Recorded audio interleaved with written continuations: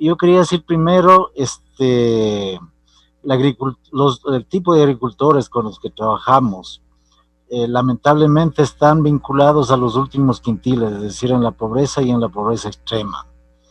Estos pequeños agricultores, familias de agricultores, acá tienen ingresos cercanos a los $1,000 año.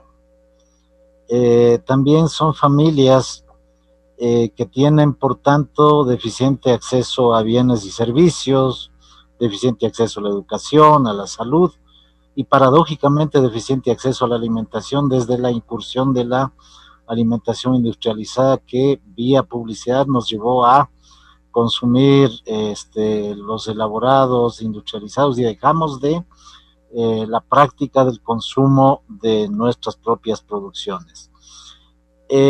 Son familias que también tienen efectos muy complicados con el tema minifundio, tierras de mala calidad, sin riego, y son familias que históricamente han vivido envueltos en procesos perversos de comercialización. Si aclaramos que apenas hace 15 años se fue terminando el tema de arranche, siguen siendo víctimas de procesos perversos de comercialización. Para citar un ejemplo, una familia campesina produce un atado de cebolla, al consumidor les llega $1, de ese dólar apenas el 40% se va a manos del productor. Si hablamos de la cebada, que es típicamente producto andino, acá el costo de producción de un quintal de cebada es de 24, $26. El campesino en el mercado lo vende a 16 y a $18. ¿Quién asume esa pérdida? La pobreza de el pequeño agricultor. Y eso hace que tenga consecuencias muy fuertes la vida en el campo. La migración, ahora tenemos agricultores de 50 años para arriba, los jóvenes ya no están, algunos han regresado ahora con el tema de la pandemia. Luego también debo mencionar los programas de apoyo que han sido persistentes en el campo. Se habla de que en nuestra provincia se han invertido más de $2,000 millones en los últimos 50 años en programas de desarrollo. Sin embargo, tenemos población pobre y básicamente en el campo en los últimos quintiles. Y la pregunta es, ¿qué pasó con eso? Entonces, yo pienso que muchos de esos programas vinieron con miradas externas, vinieron con lógicas externas, que no tuvieron un contacto con la realidad de la gente. Y fueron atenciones puntuales que no se encargaron de toda la cadena, de todo el sistema de producción de los campesinos. Y luego los gobiernos se enlodaban un poquito las botas para ir a pedir los votos y luego regresaban con un kit de algún insumo al año, a los 4 años. Entonces, no podemos hablar de políticas públicas que realmente han sido sostenibles en el tiempo, ni de las ONGs, lamentablemente, y peor de los gobiernos. Y bueno, ahora voy a referirme un poquito al tema de la experiencia. Me habían pedido un poco la quinoa por radio, así se llamó, o lo llamaron más bien la gente que estaba un poco fuera del proceso, digamos así. Hay que recordar que Ecuador en el año 90 vivió uno de los levantamientos más importantes de la población indígena principalmente. Y a partir de allí hay una recuperación de las tierras y la búsqueda de alternativas para producirlas. Y a partir de allí se nos pidió que a través de la radio diéramos algunas iniciativas para buscar esas alternativas. Entonces, bueno, empezamos con la radio, haciendo nuestra propia experiencia en una pequeña granja, y esa experiencia de esa granja se iba difundiendo junto con los conocimientos ancestrales de producción andina de la gente. Y esa mezcla nos fue dando un potencial para mejorar la producción. Pero eso la gente no lo veía solamente como, qué lindo, ya escuchamos por la radio, nos ponemos a hacer. Pasó luego a una exigencia de que la radio, además de seguir difundiendo esos programas y tal, pasara a trabajar directamente en la granja con la comunidad. Y a partir de allí salió una idea que era recuperar producción ancestral que lamentablemente ha sido discriminada acá, y tratar de buscarle mercado afuera.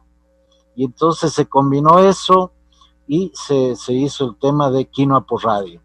Hasta el momento, alrededor de 5,000 familias de este tipo que les digo, familias que reciben alrededor de $1,000 de ingreso anual, se han beneficiado ingresos alrededor de $7 millones en los últimos 21 años. Mejoramiento de la alimentación, bajamos del 74 al 36% de la desnutrición infantil en comunidades que están trabajando con la quinoa. Y bueno, hablando un poco ya de la radio, porque como decía alguien, la radio es una herramienta, el celular, el internet, etcétera. Para mí son simples herramientas. ¿Qué se hace con esas herramientas?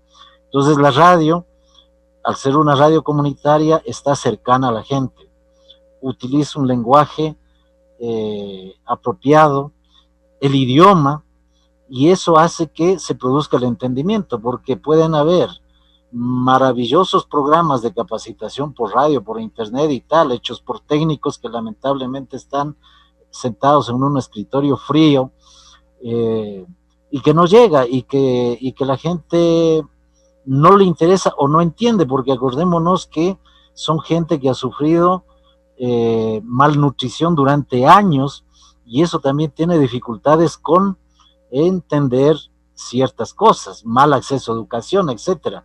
¿Cómo nos van a entender si hacemos un maravilloso programa de capacitación si es que no lo van a poder comprender y es muy lejano a su realidad? ¿Sí?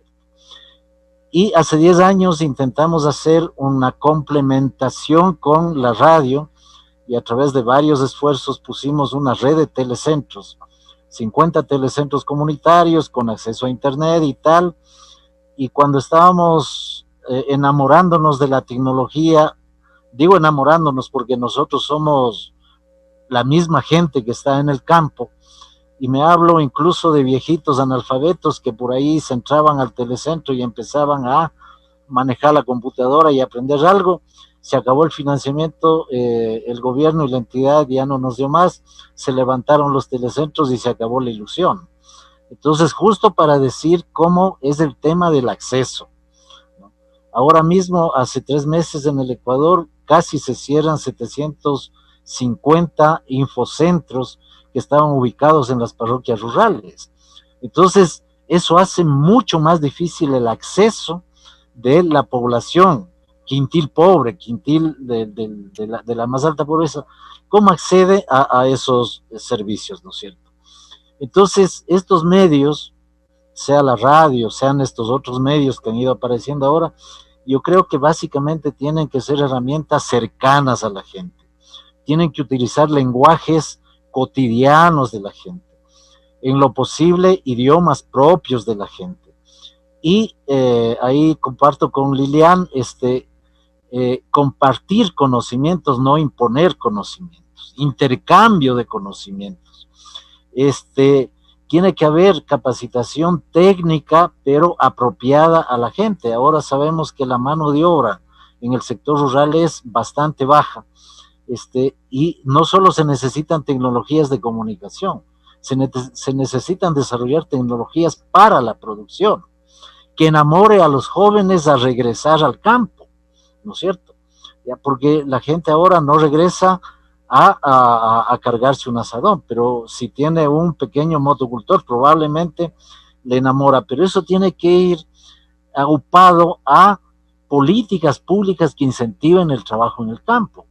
Si regresamos a la comercialización perversa que les dije al inicio, ¿quién regresa? O sea, yo no puedo subsidiar con $6, $8 mi quintal de cebada, porque eso significa el empobrecimiento de mi familia y la salida de mis hijos a la ciudad, porque no es sostenible, ¿no es cierto? Entonces, allí me parece a mí clave el tema de políticas públicas serias, estratégicas, ¿no es cierto?, que atiendan realidades concretas de la gente. Y para ello, yo creo que hay varias cosas que resolver ahí. Primero es planificación de la producción. Yo creo que eso es clave en el sector de pequeños productores, porque aquí se da el caso que salen los pequeños productores, el único informe que tienen es que en la plaza ahora el precio de las papas es bueno, y todo el mundo se va a sembrar papas, y cuando sacan la cosecha las papas se han ido con el precio al suelo. Planificación de la producción atendiendo las demandas del mercado, tanto local y ojalá el mercado de fuera, ¿no es cierto?